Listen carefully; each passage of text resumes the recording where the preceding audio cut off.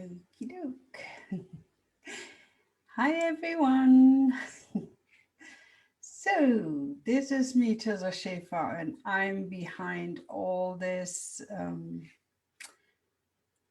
MILF Diaries books. And I don't know if you know me at all or not, or if you know that that's who is behind all this. Anyway, I had some. Thank you for the love.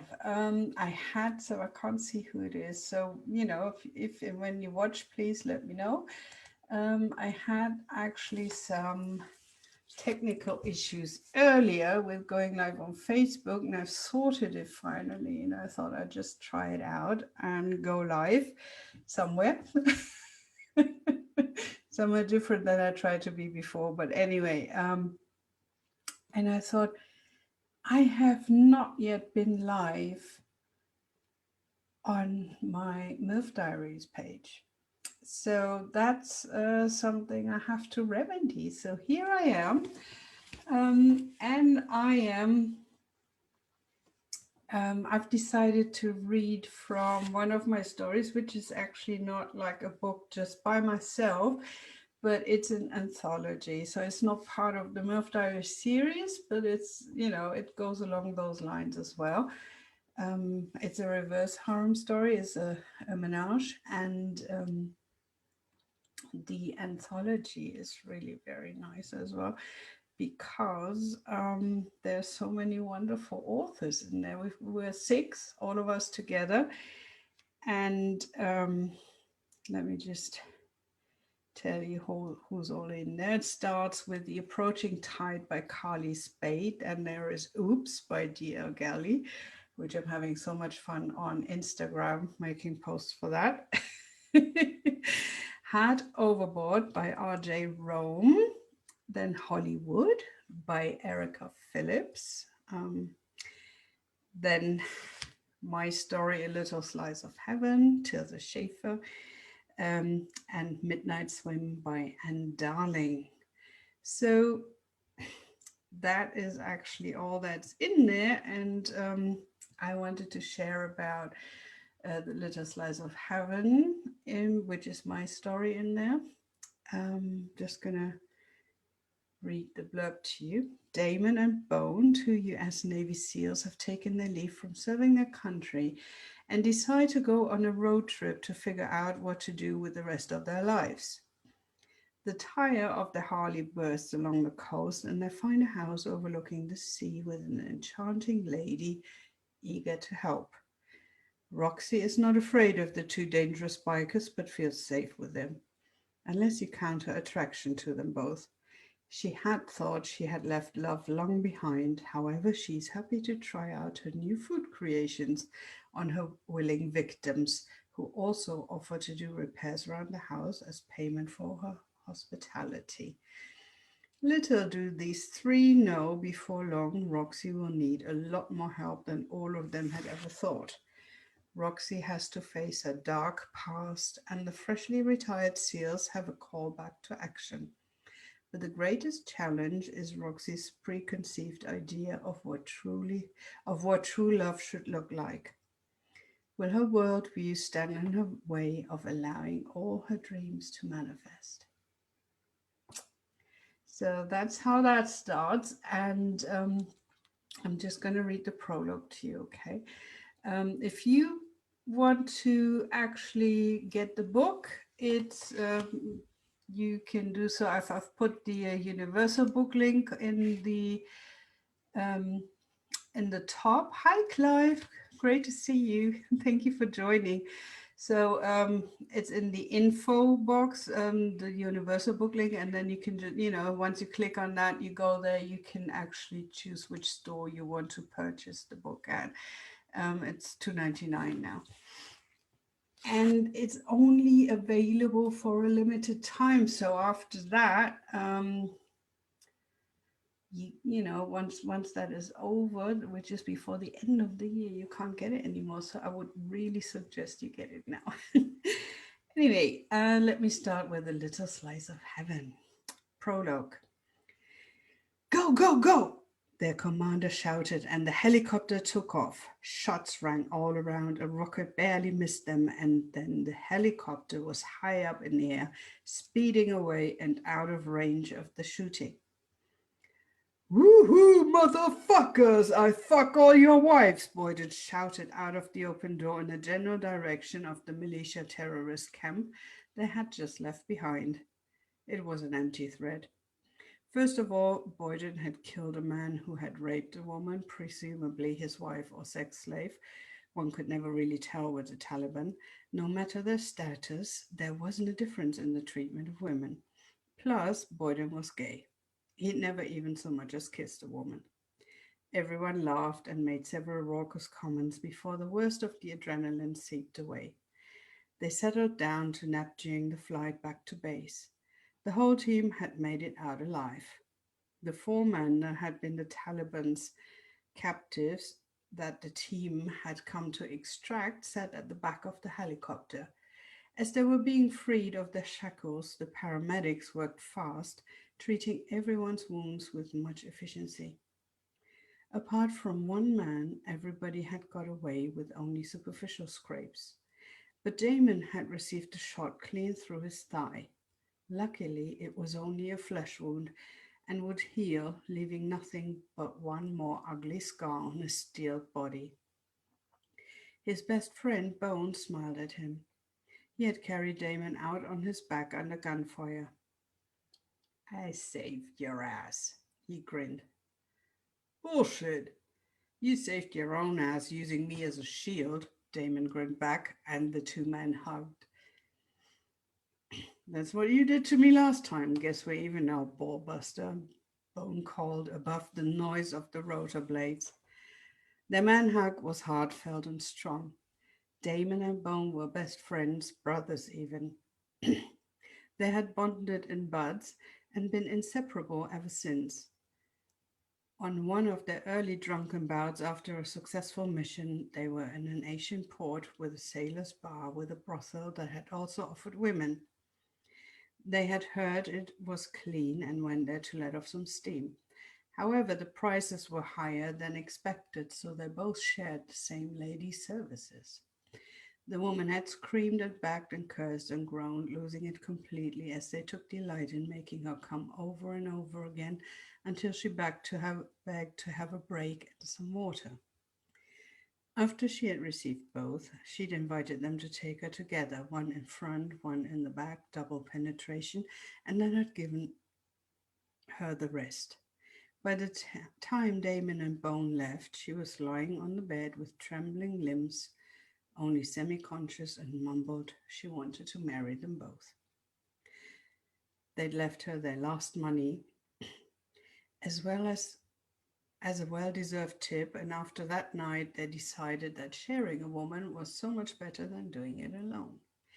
Unfortunately, most women who were up for this arrangement couldn't cope with the onslaught of sensation so intense and prolonged over a longer period of time, or they simply wanted to try out their kinky fantasies for real, for once before settling down the traditional way with a husband, house, and picket fence. None of them had ever wanted a real committed relationship with the two of them. Damon and Bone had thought it was just as well as long as they were part of an elite SEAL team where the chances of not coming home in one piece or not coming home at all were pretty high. However, as much as they liked to joke and make rude comments amongst themselves, intrinsically they both longed to have one special woman in their life who worried about them, waited for them to come home, and loved them just as they were, including deployments and having heightened sex drives.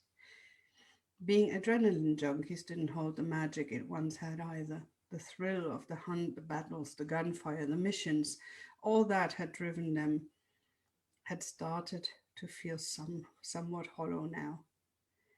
And as Bone looked at his best friend's leg, he didn't think it was worth it any longer. Their eyes met. I'm good, Damon mouthed to reassure him. Yes, I know, Bone's voice trailed off. I know, me too, Damon said silently, but they understood each other without the need to speak. In the field, there wasn't much opportunity to have long conversations or talk at all. They could communicate without words, all of them, but Damon and Bone both understood each other intuitively at a level the others made fun of. They said they shared a single brain, which accounted for them always knowing what the other one thought and felt.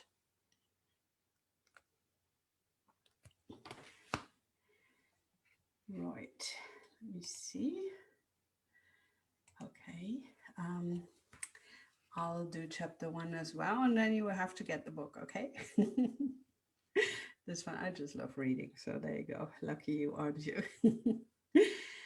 Damon looked up as Bone entered the hospital room. His friend had taken a while longer to ship stateside, but now he was here and on leave just like him. Only he couldn't choose to walk around. The doctors had insisted on keeping him at the hospital for way longer than Damon considered necessary. Then again, he wouldn't have stayed at all. "Please get me out of here, man, before I turn into a complete pussy," he shouted across the room. Bone grinned and walked towards him, a basket with fruits in his hand. "What am I, your nana, that you need to bring me a fruit basket?" "It's not from me, it's from the missus," Bone explained. The entire base referred to the commander's wife as the missus. She was much younger than him and hot as hell, but once you got to know her better, she turned out to be fiercely devoted to her husband. A very caring woman, she had taken it upon herself to make up for the fact that she could not conceive any children by looking after the entire base. She worked tirelessly to ensure everyone was as happy as was in her power to provide. She ran wives' meetings, taught life skills, cared for the men who were injured or suffered from psychological issues of some kind, and now she had given Bone a basket to take to Damon. "Why didn't she come herself?" Damon asked gruffly. "You know the commander doesn't like her to be along with you. For some reason he thinks you're the only chip in her armor," Bone said. "Man, I apologize. I didn't know she was his wife when I hit on her, and I never treated her with anything less than the greatest respect ever since," Damon groaned. "Besides, she loves him. The sun shines out of her ass as soon as he's in sight. She'd never even consider flirting with anyone else." "I know that. You know that. She knows that. But the commander seems to think differently, so let's humor him, all right?" Bone sighed heavily and let himself drop on the side of Damon's bed. "I want my mum," Damon complained and pouted. This made everyone burst out laughing. When the noise had died down, Bone threw the fruit through the room, gifting each man one piece. 2 were left, and they ate them in companionable silence. When they were done, Bone edged closer and lowered his voice. "Look, I've been thinking," he began. "Yes, I want to marry you." Damon grinned, but Bone didn't start laughing again, so it had to be something serious. "Listen, our contract's out for renewal, and I know you don't feel it anymore, same as I. So I was thinking, why don't we spend some time on the road like we always wanted to, get a couple of Harleys and go up the coast, clear our heads, meditate and shit, and figure out what the hell we're supposed to do now." "You want to meditate?" Damon grinned. "Hey, that's real good for you," Bone said. "So's yoga," Damon grinned. "Yes, it is," Bone said. Damon squinted. "If you're asking me for pink yoga pants for your birthday present, I'm going to shove them up your ass," he stated. "Pink doesn't suit me," Bone remarked dryly. "That's more your color." "Fuck you." They both chuckled again.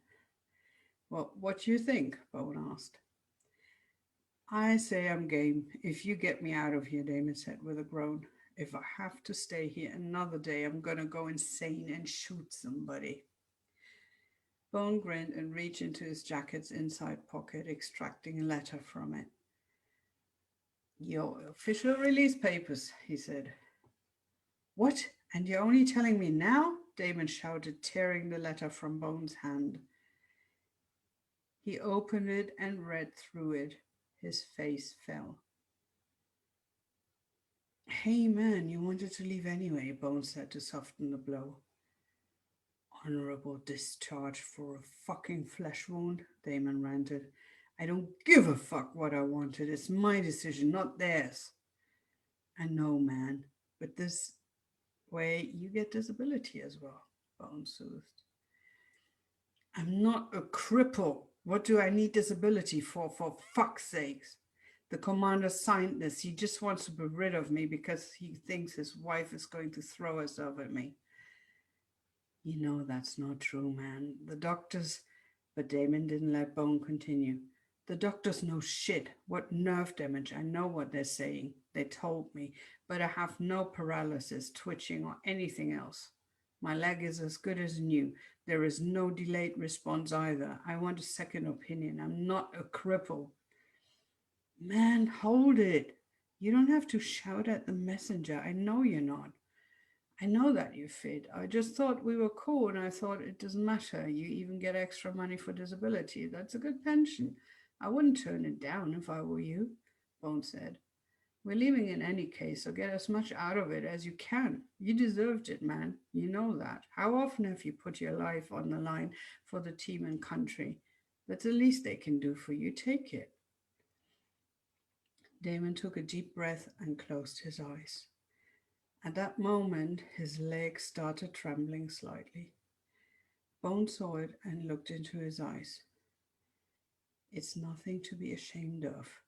The chicks will love it and want to kiss it better. You're a decorated war hero, man. This doesn't make you a cripple, Bone said softly. And that was all it took for Damon to burst into tears. Tears of fear, of frustration, and of shame. Bone gripped him hard and shook him. Look at me, man. Look at me. You're not a cripple or any less of a man for that little twitch. Hell, you're still so much fitter than any civilian running around town. You're still a hero, and I still trust you with my life any day of the week. We're bros, man. And the two of us are going to hit that road and figure out what we want to do and get some really sweet pussy on the way, okay? Damon smiled through his tears at his best friend and brother in all ways but biological. Thanks, man. Told you being in this place is driving me insane. I'm a damn pussy already. Well, first of all, pussies are really tough. They brought us into this world and we're fucking elite warriors. And secondly, you're not a sissy. Everyone is allowed to have feelings. And when you're down, you have your brothers to pick you up until you can stand on your own again, right? Right. Damon nodded and ran his hand through his full black hair. Now let's pack your bags and get out of here. We'll go for drinks and then take some hot chick home, okay? And tomorrow we'll get that Harley. One Harley? Damon asked. The doc said it'd be best to not overdo it, so he said we can take turns driving. That's cool. Every day a little more. And when you're used to it and can go for longer stretches again, we can always buy another one further up the coast. It's not forever. Be patient. Remember what you said when I took a bullet in my arm and couldn't shoot for 2 months? Man, you were pissed big time. Yes, but you got me through it, and you practiced with me once I was allowed to start using my armor again.